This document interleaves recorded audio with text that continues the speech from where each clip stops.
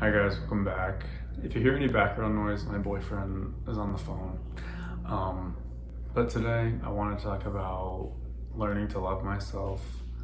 Um, Something I've struggled with a lot the last like 10, 11 years.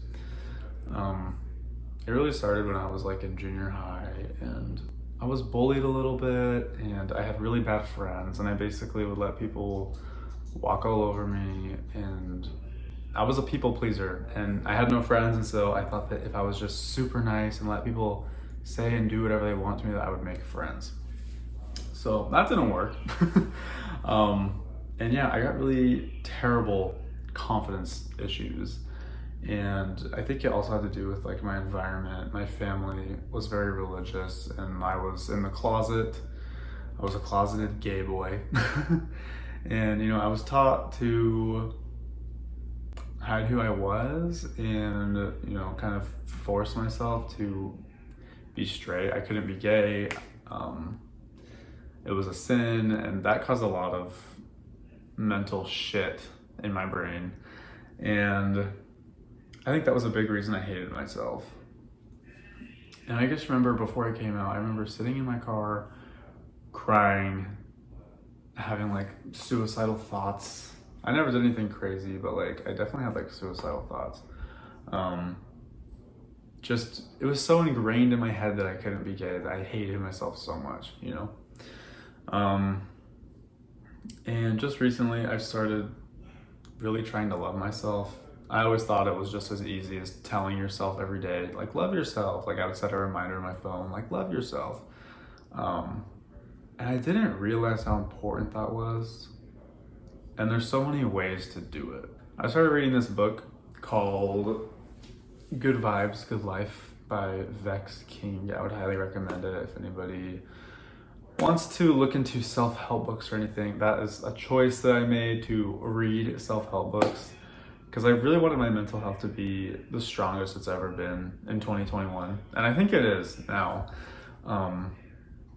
But yeah, reading that book, it just basically gives you tips on how to live a good life, be more positive, and have like a positive mindset and love yourself and avoid drama, and like how to attract positive things into your life. Reading that, it honestly, seriously, just like the first chapter, I got kind of emotional because I related so much. I'm definitely like an empath, and like this guy kind of talked about like stuff that he'd gone through, and it made me kind of emotional, and it made me realize how much shit is going on in my mind and how fucked up my mental health is. And when I was 13, my dad got remarried and we moved to Utah, and it's just a different place in Utah. We moved from Arizona to Utah. And if you've ever been to Utah or lived in Utah or gone to school in Utah, it's just totally different than a lot of other places. And everyone's Mormon, which was another struggle. All my friends were Mormon. I couldn't come out to my friends, you know what I mean? So it was tough. And I didn't have a lot of friends, obviously, for like the first couple of years. And I had some really shitty friends who like went to my church or whatever, and they just treated me like shit. And I let them. And that is something I regret. I was just such is pushover the right word? Like, I just let people do whatever they want to me, just because I wanted them to like me. It was really messed up. And looking back, I just feel like such a dumbass for doing that. But we live and learn. I was young, I was stupid, I was a teenager. And I guess like a big thing that I had to learn was to enjoy being alone. And I really learned how to do this after my first breakup. I had this fucking crazy ass ex-boyfriend, and I was in the closet. I was dating him in secret, basically. And he was really manipulative and mentally abusive as well. He would always make me feel like shit, like everything was my fault. It was just a really bad experience, but I learned a lot from it. And after we broke up, I realized I was very codependent. Even like in high school and shit, like if I was sad, I always felt like I had to be around other people, which isn't a bad thing. But I think I learned that I had to learn to enjoy being alone. And I spent a lot of nights alone crying by myself, and I feel like I really discovered like who I was and my personality, and I feel like I had no idea who I was for the longest time. I had a lot of identity issues. And I still struggle with being myself sometimes. I remember there was this girl in my high school, and she was like really strange. She dressed like someone from like the movie Grease, and her hair was like huge, and she was super nice though. And I remember in the yearbook, she had like a quote or whatever, and it was like, I choose to be who I was meant to be, not who I want to be, like whether I like it or not, or something like that. I could honestly find it if I went and got my yearbook. And it always like stuck with me. And I think about it every now and then, like, because so many people these days just try to fit into society's standards, or like they try to please other people, and it's just insane. And I think that we all struggle with it. It's something I still sometimes struggle with, but I'm doing a lot better with it. I don't really have any friends still because I moved back to Arizona recently and left all my friends I made. But like, I'm okay with it now. You know, I like being alone. I have my boyfriend at least. And you know, you don't really need friends. It's one of those like needs, I feel like, when you're in high school. You're like, I want to be popular and have all these friends and shit. But anyways, yeah, when I came out of the closet, that was like a huge turning point for me. And I felt free. I felt like a sense of freedom, like a huge weight was lifted off of me. Even though I felt like a burden, and sometimes I still do, my family accepts me, but they don't support me being gay. Because, you know, they're very religious, it goes against their religion, whatever. And so, you know, you lose people when you come out, and you realize who your real friends are. And it sucks, you know, but it's just part of life. Life isn't fair. Us gays fucking have to go through some shit that straight people don't. And I feel like I'm stronger because of that. After my breakup, I was like, you know what? I'm gonna better myself. I'm gonna start going to the gym and working out. I got really into fitness. It was kind of just a distraction at first, like distract me from my breakup and better myself, whatever. I think that was the first thing I've done to like care for myself or love myself, like ever. And I feel like it's kind of changed my life. You know, like I'm still really into fitness. This was in 2016. It's 2021 now, like 5 years ago. I've learned to love it, you know, and it might sound stupid. I know a lot of people are just like, don't care about like fitness and stuff, but I feel like it was just something that really helped me love myself and grow my confidence, and just know that I can like do hard things. You know, it's not easy to go to the gym, especially starting off. And I've never like set foot in a gym before, you know? So that was one thing I'm really grateful that past Tyson was brave enough to do. The other thing is I left the Mormon church. That's the church that my family is still a part of, almost all of my family, except for like a couple cousins that have left. And it's hard to this day. Like, missionaries go on these things called missions, and I'm the only one in my family that didn't go on a mission out of my 2 siblings and my 4 step siblings. And I can't help but feel like a disappointment. And it was always awkward. I felt so much pressure to be in the church and go on a mission. I remember going to like family events. People would always say, when are you going on your mission? And if you don't know what that is, it's like a 2-year trip somewhere else in the world that people go on, and they knock on doors and try to convert people to become Mormon, you know. But I'm a very intuitive person, and I personally never felt that the church was true. And I'm glad that I got out of it. I feel like it's very brainwashy, and anyway, that's besides the point. But I'm just glad that I was brave enough to leave, you know. Part of my tattoo, so I'll try to show you. I have a lion and I have roses. And the roses represent loving myself. It's like a reminder to love myself. And then the lion represents like being brave enough to be myself and be gay and leave the church and be happy living the life I want to live and not feel guilt. But I think that there's part of me that sometimes still feels guilty. There's days that I wake up and I have this weird feeling of like guilt and anxiety about living with my boyfriend, not getting married, not wanting to have kids, leaving the church, feeling like a disappointment to my family. But like 98% of the time I'm okay. But sometimes I just like wake up. I don't know why it's always in the morning, and I just have this like feeling, this weird like guilty feeling, and it sucks. And I think it's just like I was kind of brainwashed, into thinking that the life I'm living now is not okay. Anyways, back to like the self-help books and shit. So I started reading self-help books. I'm currently reading one right now called Healing is the New High, and it kind of talks about overcoming like trauma in your past and crazy shit. Like I went through 2 divorces growing up with my dad. Like he was married 3 times. And one of our stepmoms was like insane. She would do shit like lock my sister in her closet and make her sing like church songs, like really creepy shit.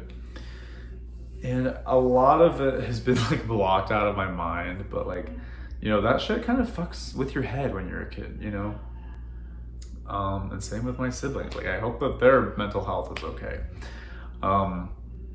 But in my book, I had to write down a list of things that might have caused me trauma, and I got kind of emotional. It was like coming out and my dad saying certain things to me that like made me feel like shit, or like teachers saying stuff. One of the most traumatic experiences of my childhood, which sounds stupid, but I was in 8th grade, and I think this is when all the confidence shit happened. Like I started losing my confidence and hating myself. I was in 9th grade.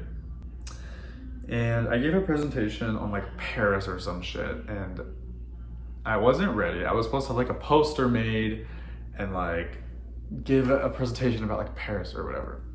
And all I had was like a piece of paper, and I read it, and it was just shit off of Wikipedia that I copy and like pasted, I think. And my teacher humiliated me in front of my class. He stopped me during my presentation and said he didn't want to hear it, threw my stuff in the trash, and like it was just really humiliating, and I will never forget it. Like I just felt so terrible, and like I just remember, not having any friends. I was honestly the new kid in school, and it was so humiliating. Like I just remember looking at all my classmates' faces, and they were just laughing. Even this girl that like I wanted to be friends with, who was like in the front row, was like laughing at me. It was just so embarrassing, and I beat myself up over that for a long time. And I remember my dad like sat me down one day, and I had trouble speaking because I hated myself so much. I hated hearing my voice, the way I talked. And my dad sat me down, and he's like, why don't you enunciate anything? Why do you mumble so much? We're gonna have to get you go to speech therapy, whatever.